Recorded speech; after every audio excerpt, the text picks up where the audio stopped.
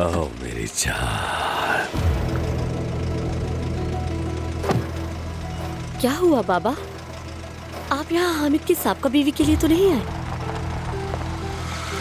तुम्हें किसने बताया? क्या जाना ने बताया? जानान ने? हाँ, नहीं, उसने नहीं बताया है। बाबा आप तो सच में कमाल निकले। जानान हामिद की साबका बीवी है। मैं तो आपसे ये बात कर भी नहीं रही कि आप अम्मी को अब भी धोखा दे रहे हैं। बेटी, मुझे मोहब्बत हो गई है। मैं क्या करता? वाकई मुझे उससे मोहब्बत है। ये नहीं हो सकता, ऐसा कभी हो ही नहीं सकता। खास तौर पर जानान से तो मुमकिन ही नहीं।